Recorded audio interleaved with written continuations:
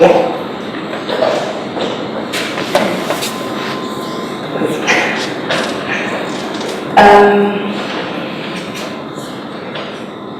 Also als erstes würde ich gerne ein paar alte Arbeiten zeigen, die auch während dem Studium entstanden sind. Ursprünglich komme ich eigentlich von der Fotografie. Das war eine meiner ersten Arbeiten auf der Universität. Was mich immer interessiert hat, war der Blick des Apparats, also des Fotoapparats, wo es auch immer darum geht, dass man versucht, eine Realität abzubilden, die aber immer am Schluss doch irgendwie eine Illusion ist oder eine Konstruktion von Realität, weil eben der Apparat dann doch nicht exakt dem Auge entspricht oder der subjektiven Wahrnehmung von Raum. Über die Fotografie bin ich dann im Studium auf eben Video gekommen. Da hat mich dann aber auch eher die Interaktion von Video interessiert. Also die Arbeit Plan 1000, es war eine Arbeit, es war ein interaktives Video in einem Spielautomaten, wo es darum ging, dass man scheinbar mit einer Person, die im Spielautomaten sitzt, interaktiv ein Spiel spielt. Das Video war dann auch interaktiv gekoppelt auf den Joystick. Da ging es dann für mich auch wieder um diese Verdopplung von der Wahrnehmungsebene. Also was ist Schein? Das ist offensichtlich Schein, aber man nimmt dann so Scheinrealitäten auch gerne an und spielt mit denen. Und eben also diese Medien liegen bei mir anfangs immer parallel. Fotografie, Video, dann gab es eben auch Installationen im öffentlichen Raum, wo es wieder um so Verschiebungen von Materialität ging. Also hier sieht man der wurde auch während der Filmfestspiele in Venedig montiert und die Oberfläche des Teppichs sind eigentlich rote Straßenbürsten. Das heißt, man konnte sich, wenn man sich darauf bewegt hat, auch gleichzeitig die Schuhe putzen und es war aber auch irgendwie ein roter Teppich eben für die Allgemeinheit und nicht für diese elitäre Clique, die dann auf das Festival dann schlussendlich geht. Ja, und dann, wir haben dann immer mehr versucht, eben diese Medien zusammenzufügen. Bei diesem LED-Forschungsprojekt, wie schon gesagt, da ging es um diese Medienarchitekturen. Da habe ich das Video das erste Mal als Architektur erfahren, weil es dann eben auf diesem Panel in dem Sinne projiziert, aber eigentlich arbeitet man mit einem interaktiven Leuchtkörper. Und mich hat da eigentlich immer mehr die Interaktion mit Raum und LED interessiert und weniger das LED als Abbildungsmedium. Eben weiterführend habe ich dann mit Performern gearbeitet. Hier sieht man eben eine Tänzerin, die auf einem Video versucht, einen schwarzen Raum eben eine Architektur zu geben, durch die Bewegung des Körpers, durch die Anordnung im Raum, also so eine Tiefe zu erzeugen. Und dann in weiter Folge, als ich dieses Video auf diesem LED-Screen quasi gezeigt habe, gab es noch eine Interaktion eben mit derselben Performerin im realen Raum. Und da ging es mir dann auch wieder um diese Verdoppelung von Abbild und Realität. Das glaube ich dann das erste Mal in meiner Arbeit so vorkam, dass es auch, also das war so die erste Beschäftigung mit so Doppelgängermotiven, also dieses Jekyll and Hyde, auch wo es in Richtung des Unheimlichen geht. Weil ich finde, diese Apparate, die beinhalten ja immer eine Art von was Unheimlichem, weil man die Technik nicht ganz durchschaut. Wir haben dann, glaube ich, so exemplarisch dann am Schluss von diesem Projekt war dann eben eine Installation, die habe ich mit zwei anderen Künstlern gemacht, mit der Kathrin Ludwig und Mia Fechter.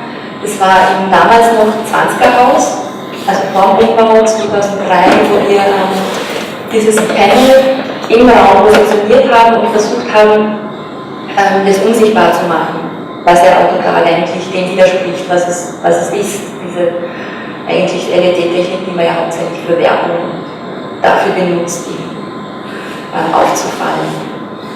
Und da habe ich das erste Mal auch so einen Raum 3D nachgebaut, habe eben mit Tools auch der Architektur arbeiten müssen. Und wir haben dann eine Tracking-Kamera positioniert, eben vor diesem Panel. Und je nachdem, wie man sich bewegt hat, hat sich halt dann die Perspektive verändert und im Idealfall sah man den Screen dann nicht mehr.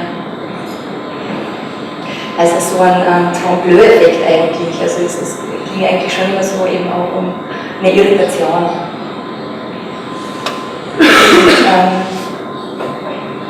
Weiterführend möchte ich dann eigentlich gleich zu meinen Arbeiten kommen. Ich werde immer wieder zu jeder Arbeit sagen, was mich damals inspiriert hat oder Literaturverweise auch, einfach das zu zeigen und zu sehen, also über wie viele Wege man dann zu einem Resultat kommt. Und ich habe es jetzt versucht zu unterteilen in verschiedene Bereiche. Eben wie schon angedeutet, mein Diplomfilm Heim, da war so, das war so die erste größere Beschäftigung mit dem Innenraum oder dem Privatraum, was ein Privatraum eigentlich vermitteln kann. Ich habe dann auch weiter in die Richtung gearbeitet. Den Film werde ich jetzt nachher noch zeigen. Vorab möchte ich noch gerne ein paar Künstler zeigen, die sind hauptsächlich Bildhauer, die in die Richtung gearbeitet haben, aus der Kunstgeschichte, die mich auf jeden Fall zu der Arbeit inspiriert haben. Da habe ich dann sogar noch mal Kataloge mit, wenn mich das interessiert.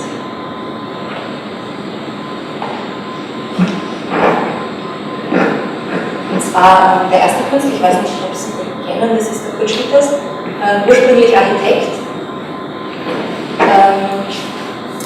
Er hat begonnen in seiner Wohnung oder in seinem Atelier, ich glaube es war beides, so Einbauten anzubringen aus Kartonagen, Gipswänden, also es war so eine richtige hochkante Collage, die dann eigentlich auch so in seinem Leben dann einfach jeden Tag präsent war. Die ist eigentlich schon fast parasitär. Und ja. Der nächste, da habe ich zwei Gründe. Vielleicht durchgehen. Das Gordon Arthur Clark, ursprünglich auch Architekt, war dann mit der bildenden Kunst tätig. Der hat von seiner Galerie Gebäude zur Verfügung gestellt bekommen, die kurz vorm Abriss standen. In dem Fall war das auch ein Wohnhaus und er hat damals das erste Mal mit diesen Splittings begonnen, indem er mit einer Motorsäge oder einer Handsäge dieses Haus in zwei Teile geteilt hat, komplett. Und dann durch die Anhebung einer Seite dann diese Kluft entstehen lassen hat. Hier gibt es noch ein anderes Beispiel, wo der Eingriff schon massiver war, wo dann eigentlich auch wirklich so eine Collagetechnik besteht, dass man durch ein Gebäude durchsieht. Die Gebäude stehen leider alle nicht mehr, also das ganze Werk von Gordon Arthur Clark ist eigentlich nur über Video oder Fotografie erfahrbar. Er hat dort auch den Begriff der Anarchitektur irgendwie begründet. Noch ein Künstler, der sich eher mit dem sozialen Raum beschäftigt hat, ist Gregory Crewdson, Fotograf, der auch mit Hollywood-Darstellern agiert, und zwar inszeniert er immer Innenräume hauptsächlich, oder eben, wenn Außenräume, dann sind es Dorfansichten oder Dorfidyllen, in die aber immer wieder so Momente des Unheimlichen oder des Inszenierten oder des Seltsamen irgendwie einbringen, wo auch immer die Narration eines Bildes stark im Vordergrund steht. Dann die Rachel Whitewell, da gibt es auch einen Katalog, auch eine bekannte Arbeit. Sie hat auch mit einer Architektur gearbeitet, die kurz vorm Abriss stand und das ganze Gebäude mit Beton gefüllt. Also quasi diesen Innenraum, der eigentlich nicht fassbar ist, der nicht existent ist, war dann plötzlich manifestiert als Betonkoloss. Und das Gebäude rundherum wurde dann abgerissen. Und die Arbeit die stand dann noch ein paar Wochen auf dieser Baufläche, bevor sie dann auch entsorgt worden ist. Dann vielleicht noch ein bisschen zur Literatur, also nur so, das ist jetzt so ein Querweg, was für Bereiche mich dann interessieren. Also mir ging es dann eben bei diesen Innenräumen oft um diese unheimlichen Momente Punkte, das hat mich interessiert und in der Recherche komme ich dann auf verschiedene Autoren. Das entspricht mit meiner Arbeitsmethode, indem ich immer versuche, aus unterschiedlichsten Bereichen irgendwie so viel Infos wie möglich zu sammeln und quasi das Gehirn generiert dann schlussendlich eine Idee von diesem Thema. Also es geht jetzt da weniger darum, es kommt nicht darauf an, alles 100% zu verstehen, sondern eher so einen Überblick zu bekommen, in welchen Bereichen. Also ich glaube, schlussendlich geht es ja immer um ähnliche Themen, aber ich finde es sehr wichtig, in fremden Bereichen Dinge sich anzueignen. Eben eine große Inspirationsquelle von mir ist eben auch der Bereich Film. Hier exemplarisch David Lynch. Bei meiner Recherche versuche ich dann auch immer die Filme zu analysieren, mit was für Schnitttechniken arbeiten Regisseurinnen. Und bei Lynch fand ich auch immer sehr interessant den Einsatz von Sound. Also er steuert extrem viel Emotion vom Bild über die Soundebene. Es ist immer ganz interessant, sich so einen Film anzuschauen und immer wieder die Soundebene eben abzudrehen und man merkt, wie plötzlich so die Spannung einfach nachlässt oder sich komplett verliert. Also das Auge oder die Anspannung eigentlich nur durch den Sound generiert. Ja, letztes Beispiel. Hitchcock, auch sehr bekannt für seine Schnitttechniken. Und hier auch wieder so ein Verweis oder eigentlich auch so ein Beispiel, dass auch Hitchcock sich an der bildenden Kunst irgendwie Inspiration geholt hat. Er hat wirklich von Psycho das raus das Modell nach dem Haus mit der Topper nachgebaut. Und es ist sogar ähnlich von der Beleuchtung. Das finde ich dann auch sehr interessant. Ja, bevor ich jetzt den Film zeige, also der Film heißt Heim. Mir ging es darum, die Darstellung des Unheimlichen vielleicht. Also es gibt einen Text von Freud über das Unheimliche, wo er beschreibt, dass das Unheimliche sich aus dem Vertrauten speist. Also immer dort, wo etwas sehr Vertrautes kippt, wird unheimlich.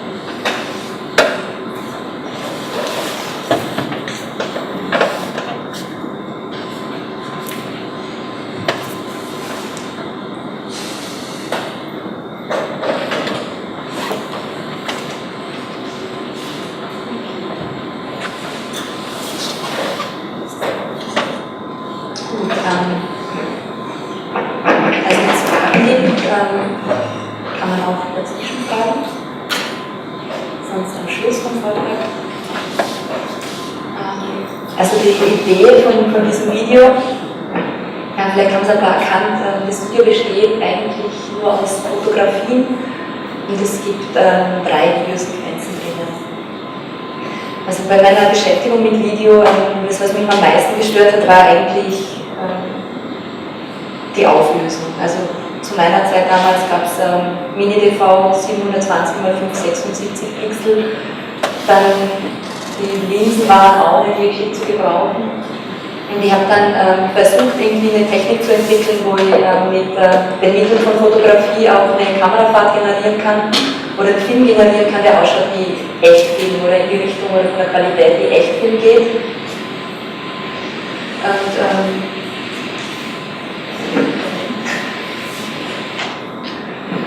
Und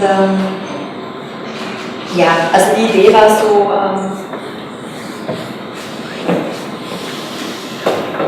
die Entwicklung von einer nahtlosen Kamerafahrt, wo ich quasi die Wände überbrücken kann in diesem Haus. Und auch ausschlaggebend vielleicht so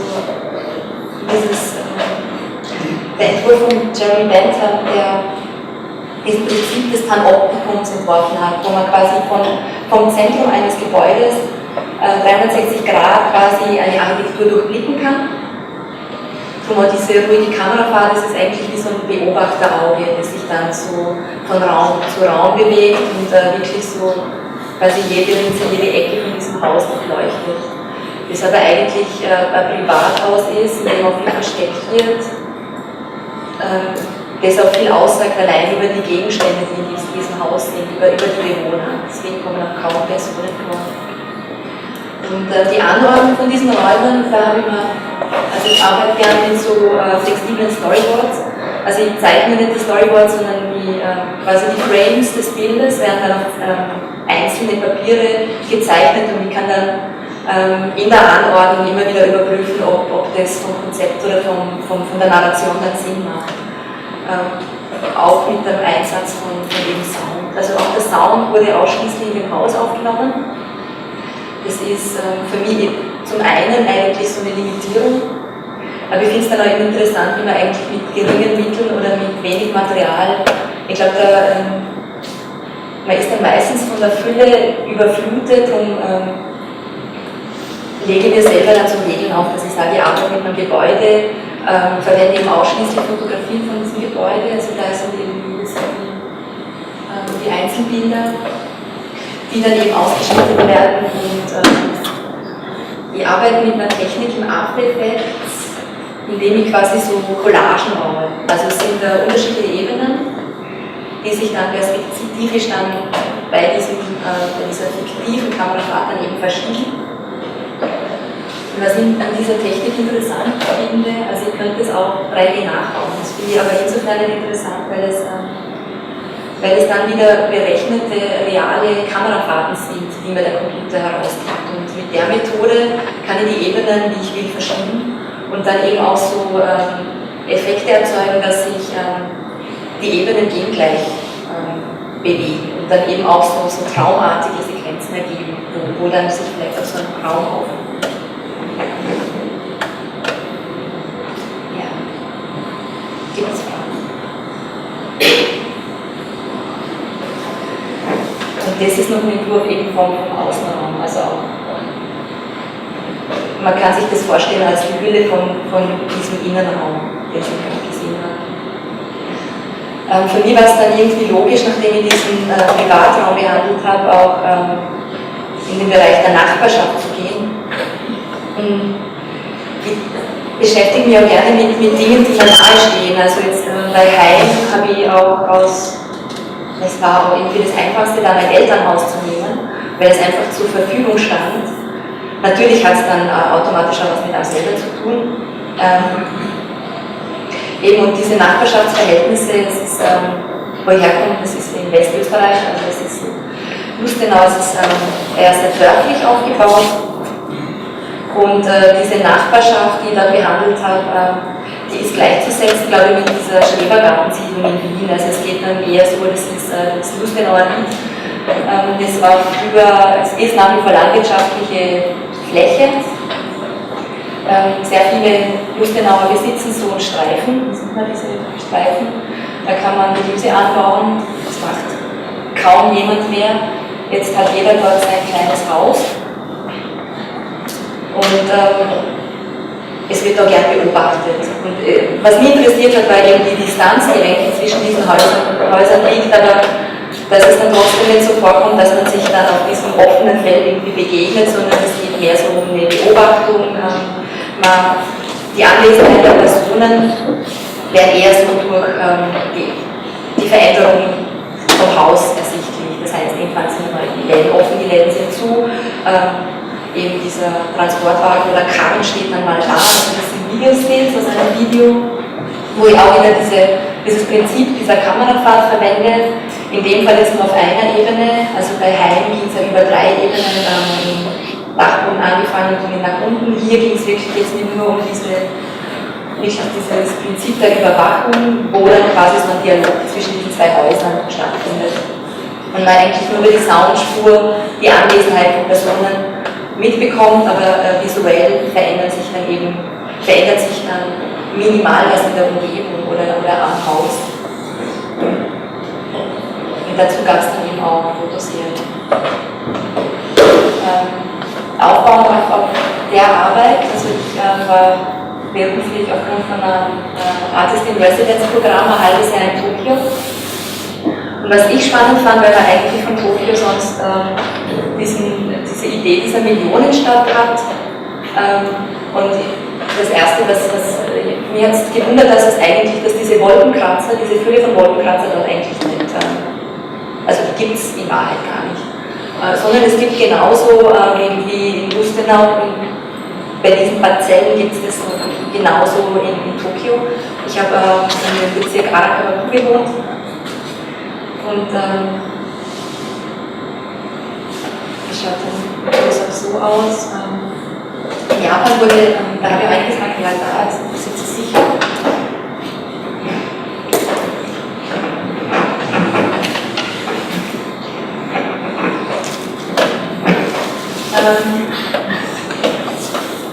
Also diese Häuser sind eigentlich fast alle in Privatbesitz.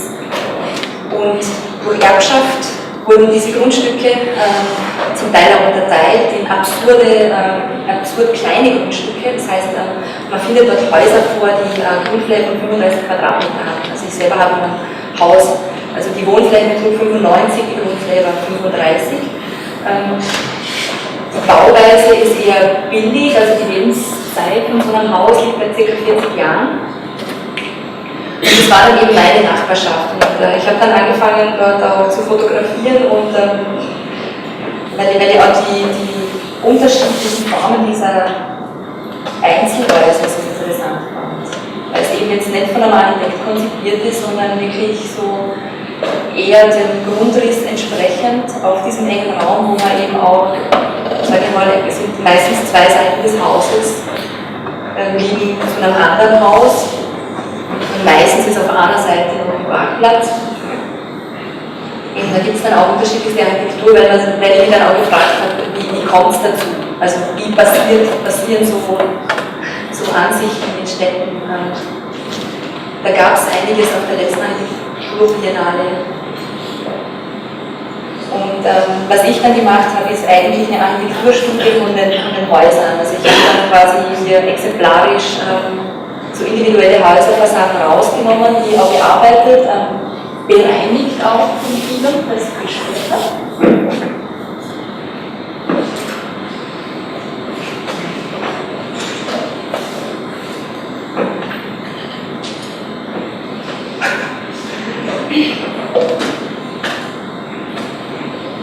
Ich zeige jetzt einmal nur ein paar Beispiele.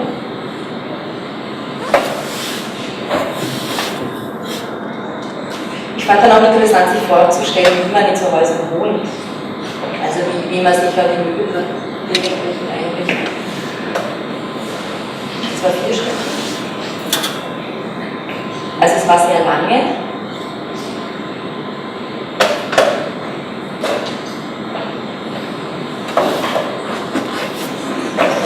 Ja, und von diesen japanischen Außenräumen. Also ich habe mich in Japan auch sehr inspiriert. Ich glaube, es ist immer wichtig, ins Ausland zu gehen, weil man dann alltägliche Dinge irgendwie auf einem anderen Licht sieht. Also mir hat sich irgendwie die Perspektive auch verändert, also eben auch so was Alltägliches, also für Künstler wie Architektur oder so, und da irgendwas zu finden, was interessant ist oder was man in einen anderen Kontext stellen kann. Und ich habe mich dann auch sehr mit japanischen Innenräumen beschäftigt. Da gibt es ein sehr interessantes Buch von Tanizaki Yujiro. Das ist ein Essay, wo er ist kein Architekt, aber er schreibt über die Unterschiede von japanischer Bauweise im Vergleich zu der europäischen. Und da sind einfach sehr viele Sachen sehr, sehr unterschiedlich. Also allein das klassische japanische Haus schließt eigentlich die direkte Sonne aus, und es geht dann mehr um so eine Abstufung von Schatten im Raum. Die Wände sind eigentlich ursprünglich nicht weiß gestrichen, sondern man arbeitet mit so einer braunen Sandfarbe, die eben auch nicht reflektiert, sondern auch das Licht schluckt. Und die Räume sind wirklich sehr, sehr plastisch und unglaublich modelliert, wenn man sich da länger aufhält. Ja. Und ich habe dann eine Videoinstallation entwickelt, wo man, glaube ich, oder wo man versuchen kann, so dieses Raumgefühl irgendwie nachzuspüren, wo es wieder es war wieder eine konstruierte Kamerafahrt durch dieses japanische Haus. Ursprünglich waren das unterschiedliche Häuser, weil es kaum mehr solche Architekturen gibt ausschließlich. Also die japanischen Häuser vermischen dann auch diese zwei Prinzipien. Also es gibt zum einen europäisch anmutende Räume ohne Tatami-Matten, wo man dann auf Stühlen sitzt, und da gibt es aber meistens in den Schlafzimmern diese Reismatten eben, wo man sich dann am Boden quasi aufhängt und auch die Wand dann eben braun gestrichen ist. Und eben mal diese Shojis, diese Schiebetüre vorfindet. Ich werde das Video jetzt nicht zeigen, sondern einfach nur so ein paar Eindrücke. Und das ist natürlich auch wieder aus meiner Perspektive sehr subjektiv. Ich fand diese Schiebetüren sehr interessant und habe die natürlich dann auch so zur Geltung gebracht, die auch sehr im Vordergrund stehen. Und da gibt es im Japanischen noch dieses Konzept des Wabi-Sabi, heißt es, dass eigentlich ein Gegenstand, also dass es mehr so um die Party nach einem Gegenstand geht, dass es mehr darum geht, dass man auch einen Alterungsprozess sieht, eben auch auf Holz oder speziell sieht man einen Alterungsprozess bei diesen Suppenschüsseln, die dunkel sind. Quasi je mehr Patina, je älter was wird, desto schöner wird was. Also es geht um diese Wahrnehmung von versteckter Schönheit, die in der japanischen Kultur eigentlich viel, viel interessanter ist, wie eben etwas ganz Neues.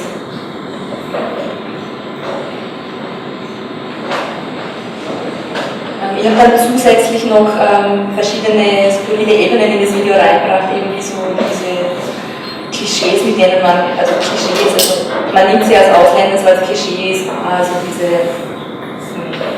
Kois, die eben dann eigentlich mehr auf Bildern irgendwie sehr schön abgebildet sind, denen man ständig begegnet, dann begegnet man wieder im Park und das ist extrem hässlich. Also auch immer diese Vermischung von japanischen Stereotypen. Ja, jetzt sind wir dann quasi ich wechsle jetzt über zum öffentlichen Raum. Und zwar ist ein öffentlicher Raum, mit dem ich sehr viel zu tun habe, der Ausstellungsraum. Im Laufe der Zeit war ich mit sehr vielen unterschiedlichen Ausstellungsräumen konfrontiert und habe dort auch immer Fotos geschossen, um zu sehen, wie man dann Kunstwerke anordnet. Schlussendlich hat sich bei mir ein ziemlich großer Ordner mit weißen, leeren Ausstellungsräumen ergeben auf dem Computer, einfach von der Dokumentation her.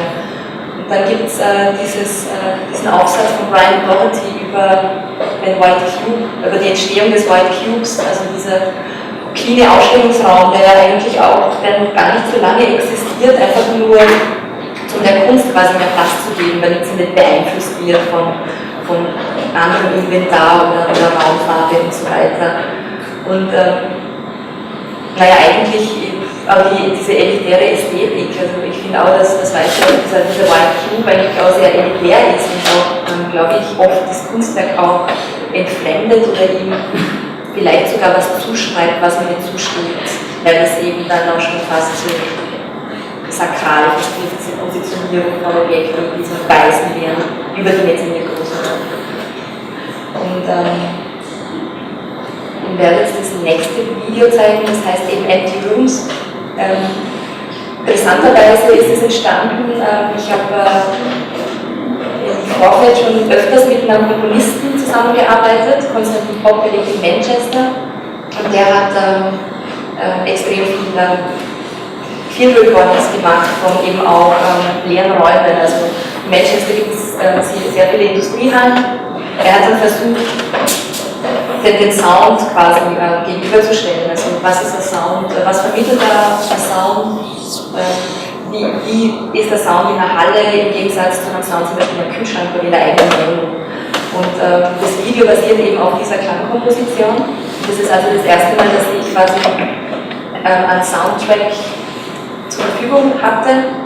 Und deshalb war es mir dann möglich, die Soundspur direkt ans Video zu koppeln. Das heißt, es gibt manchmal so Momente, wo man wirklich sieht, wie Video und Sound ist man Dialog treten, also wo wirklich man vielleicht auch sieht, wie der Ausschlag vom Sound sich aufs Bild, auf die Bewegung vom Bild überträgt.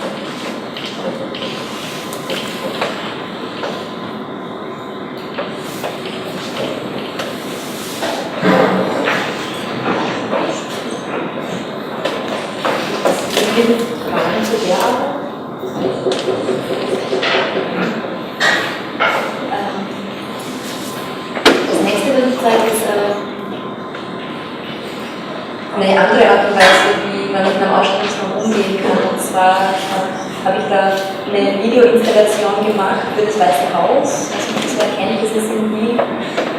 Es gibt seit 2007 ist jetzt noch in der Arminia-Straße, also hier ums Eck. Und es geht jetzt aber dann wieder weiter. Das ist ein temporärer Ausstellungsraum, der eigentlich immer in ungenutzten Architekturen sich aufhält, für 1 bis 2 Jahre. Das hat angefangen in der Westbahnstraße, in einer Auslage war das, dann war es im 1. Bezirk, in einem ehemaligen Büro, dann war es wieder in einem ehemaligen Büro im 5. und jetzt eben in einer ehemaligen Schule im 4. Bezirk. Ich habe versucht, mir da exemplarisch eine Architektur rauszunehmen. Also auch in dem Bewusstsein, dass das Gebäude abgerissen wird und einfach auch die Architektur dann immer da sein wird. Und ich fand das Stiegenhaus irgendwie interessant. Also ich fand es jetzt irgendwie ästhetisch nicht sonderlich schön, aber irgendwie reizvoll, weil das formal doch mit Farbe und Form ließ sich da schon irgendwie eine Art von Atmosphäre entwickeln. Ich bin da das erste Mal ganz anders vorgegangen. Also weniger, dass ich ein Video als ein narratives Stück gesehen habe, habe ich versucht, einfach so Skizzen, kleine Videosequenzen zu machen. Die hatten so Dauern zwischen 2 und 4 Minuten und waren eben auch also vor Ort quasi am Monitor sichtbar. Das heißt, man hatte dieses Geländer vor sich und hatte dann aber auch wieder am Video, ich zeige vielleicht einen kleinen Ausschnitt, auch diese kompositorischen Spiele mit Form.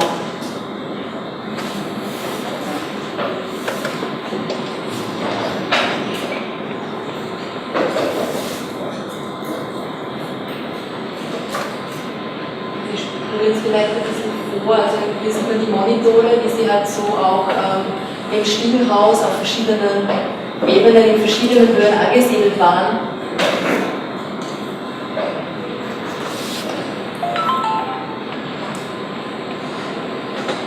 Es war auch ohne Ton.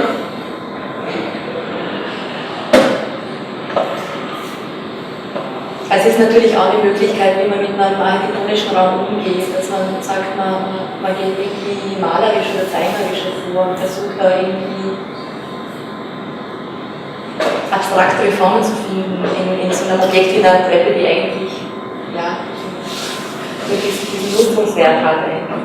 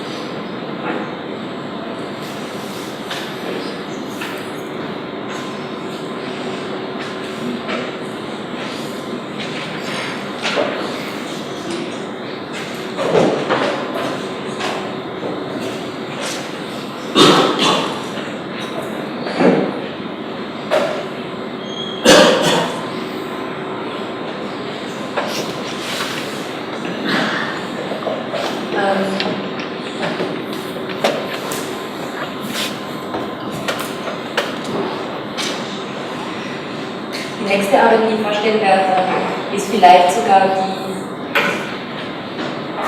so ein bisschen das Vorbild vom kleinen Entwerfen, das jetzt auf Sie zukommt. Und zwar die Arbeit Baumeister. Und zwar wurde ich vom ORF Funkhaus in Dornbirn eingeladen, eine Ausstellung dort zu machen. Also die haben dort ein Foyer auf 2 Ebenen. Fand ich irgendwie schwierig, wenn man das Gebäude kennt. Also es gibt es in 6 Bundesländern, es ist von Gustav Heine gebaut und ist halt architektonisch sehr, sehr präsent. Also so wirklich das Gegenteil, was man sich unter so einem Waldcube vorstellt, hat man dann dort. Also abgesehen davon, dass teilweise die Wände ja sogar sich biegen. Und für mich war irgendwie das Einzige, was möglich war, in diesem Ort Arbeit über die Architektur selber. Und habe mich dann ein bisschen recherchiert, was das Prinzip von diesem Bau war. Also grundsätzlich ist es 40 Jahre alt, wurde Ende der 60er gebaut, in 6 Bundesländern. es ist eine Fertigteilarchitektur, was ich auch sehr interessant fand, und je nach Bundesland konnte man sich diese Module, die es gab, je nach Bedarf anbauen. Also im Burgenland war dann der Stück ein bisschen kleiner wie jetzt in Salzburg zum Beispiel. Und mich hat diese Spiralanordnung interessiert, weil die in der Kunstgeschichte auch sehr belegt sind. Also da gibt es alle möglichen Theorien dahinter. Auf jeden Fall war dann der erste, also schlussendlich der Gedanke, ich versuche eine Kamerafahrt zu generieren, die sich an dieser Architektur orientiert. Das heißt, ich mache eine Kamerafahrt, die eigentlich unmöglich ist. Ich werde das Video nachher noch zeigen und versuche auch die Ideen vom Teichen irgendwie ein bisschen in den Vordergrund zu bringen. Hier sieht man eben noch die verschiedenen Anordnungen. Und hier auch das Material, was er gesammelt hat, also das, was dann wirklich einem ins Auge trifft, wenn man dann diese Bilder irgendwie so durchsucht, sind die Farben, dieses starke Rot, das ständig präsent ist, diese Lüftungsrohre, die man sieht, es ist jeder Zweck, es ist alles sehr, sehr präsent und sehr visuell. Und auch eben die Farbgebung fand ich dann sehr, sehr interessant. Das ist eine Ausstellungsansicht, wie das dann nachher ausgesehen hat. Also das war dann der Ausstellungsort. Und das Video, das sieht man rechts, das war leider halt, hätte man auch größer zeigen können. Das Problem war eben, es gab nicht Oberlicht und Öl. Aber ich zeige es jetzt.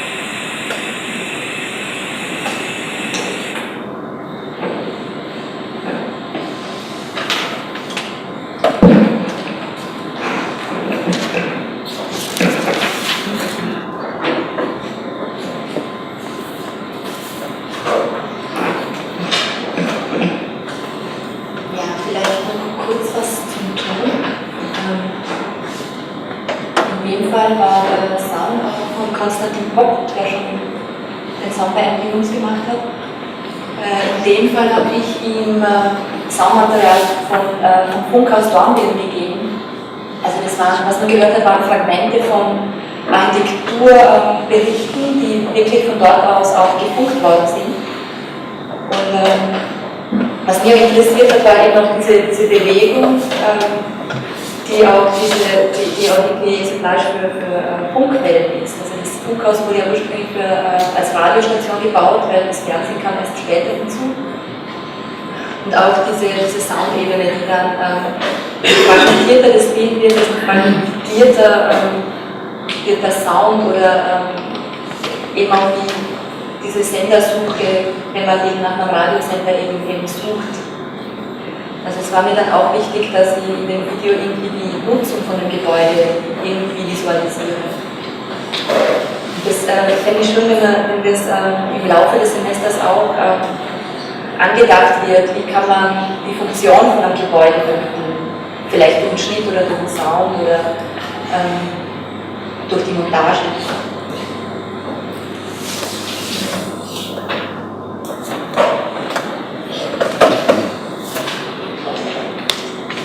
Dann zeige ich jetzt noch eine analoge Arbeit, die aber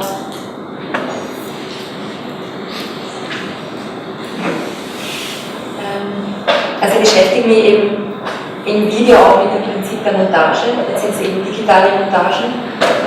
Und für mich war es dann irgendwie naheliegend, dieses Prinzip auch analog anzuwenden.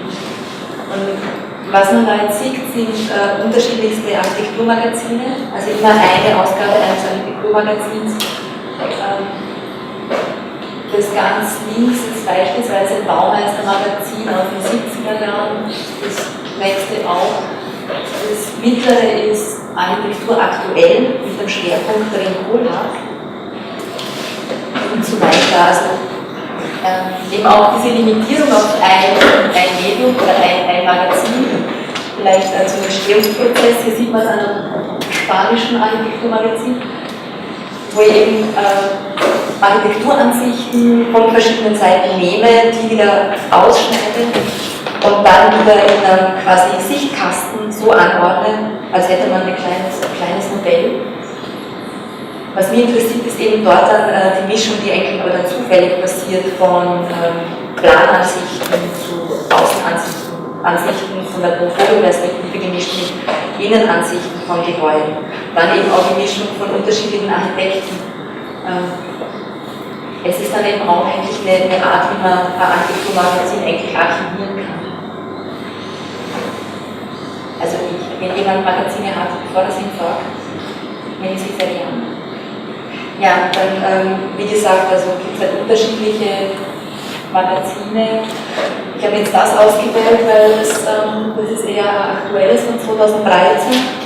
Da haben wir jetzt aber in der Zusammenstellung dieses Vortrags wieder auch eine der ersten Arbeiten, die ich gemacht habe, eben noch mit Analogfotografie. Das war der erste Versuch, mit dieser Technik der digitalen Collage zu arbeiten.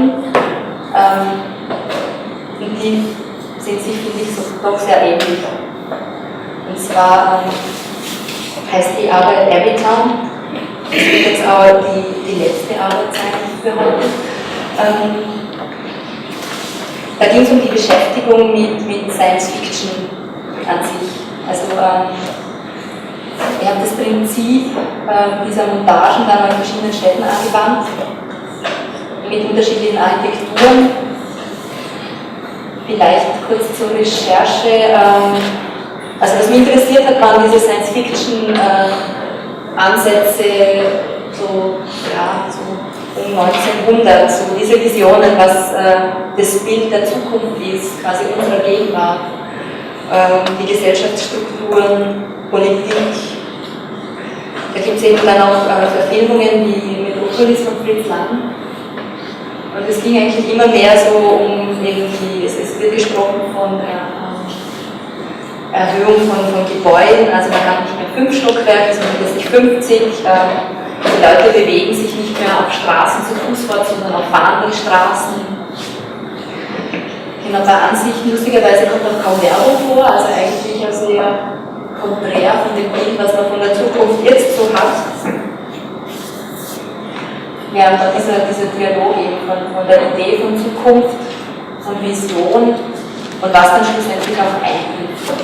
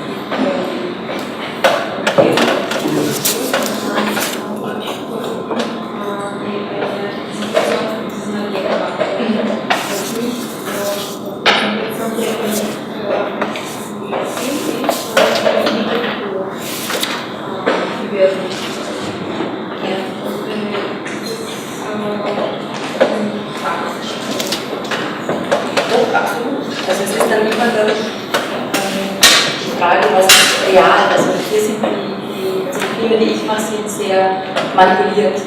Ja, das ist weit von der Realität. Genau. Weil realistische Kommunikation so braucht man schon ein realistisches Gefühl. Ja, weil nicht der Film selber agiert, sondern für genau.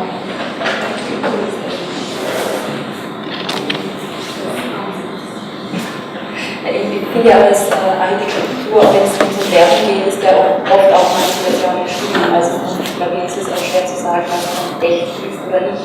Ich kann mir vorstellen, dass man so ja auch eine Architektur auch verkaufen könnte. Also es geht ja in der Werbung auch um Emotionen. Aber ist dann die Frage. Weil zum Beispiel der Baumarkt oder andere Baumarkt zum Beispiel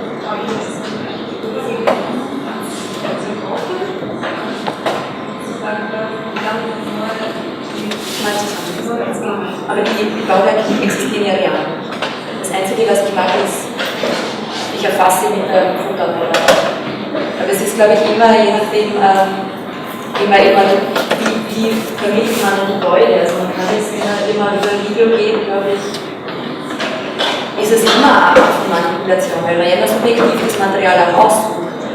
Und mit dem Sound ja sowieso, also es ist so, man kann ja das ganze Gebäude eigentlich nie erfassen. Deshalb glaube ich, ist es auch, wenn man ein Konzept hat zu einem Gebäude, ist es gleichzeitig vielleicht eben so eine Art Image-Video anzudenken und zu sagen, worum geht es in meiner Architektur. Weil gewisse Räume oder Bestandteile in der Architektur ja dann auch unwichtig sind für den Raum. Also ich lasse auch extrem viel in der weg, wo ich gemeint bin, dass es als Zusatzinformation vielleicht unmöglich ist.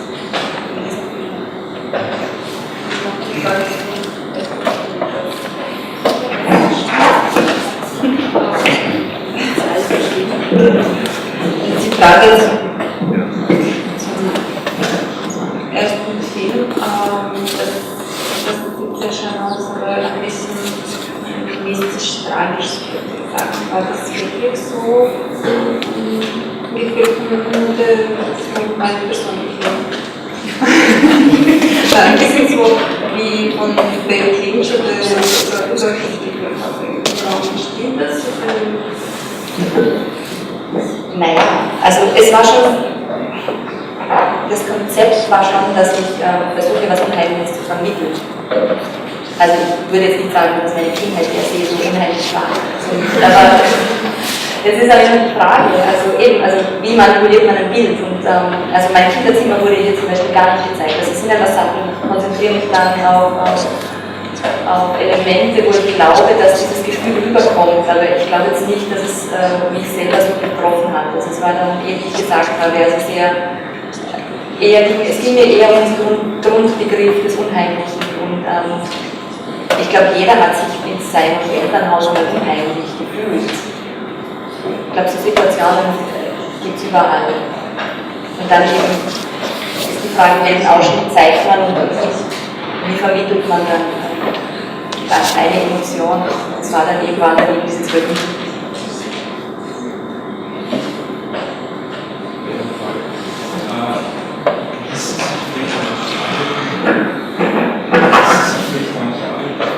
Lauter bitte.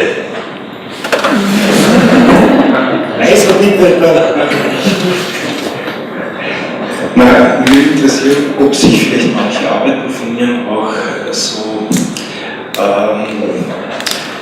einschätzen ließen, wie wenn man sagt, der diszipliniert kontrolliert den entworfene Raum vom Architekten, so jetzt mal vom Baumeister den Raum.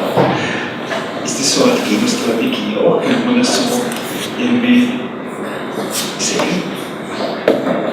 Absolut. Also ich bin ja keine Architektin. Es kann auch sein, also es ist beim Beichel, also er fand es nicht so schrecklich. Das weiß ich. Und natürlich ist es meine Interpretation von einem Raum, natürlich missbrauche ich aus einem Funkhaus, weil für mich war Dienstraum der Apparat des Radios an sich. Also ich finde es, manche sagen, das Gebäude ist total trostlos, ich finde es nicht so schlimm, also ich finde die Farbkombinationen eigentlich so interessant.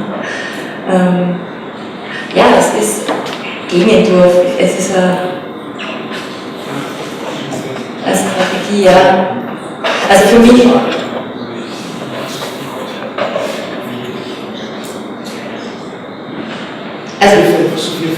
ja. Also was mein Ansatz immer ist, wie macht man Architektur erfahrbar? Also es ist, das Gebäude ist fertig und dann passiert ja das Gebäude erst. Also die Leute ziehen ein oder man nutzt den Raum. Ich finde dann in dieser Nutzung, was so eine Architektur eigentlich mit einem selber macht, das finde ich eigentlich das interessant. Und ich glaube, das ist auch, wo man als Architekt ansetzen sollte, dass man sich das auch überlegt. Und ich glaube, für mich sind es sehr, sehr subjektive Dokumentationen über Architekturen, aus einer absolut rein subjektiven Erfahrung. Und natürlich auch manipuliert in gewisse Richtungen oder Themen. Aber ja. Noch Fragen? Okay. Ja, dann werden wir hoffentlich ganz viele nächste Woche im Zeichensaal 13 sehen. Mit vielen, vielen Ideen. Ich zeige dann noch ganz viele andere Beispiele aus Experimentalfilmen, die sich mit Architektur befassen, aber ja. Schönen Abend noch.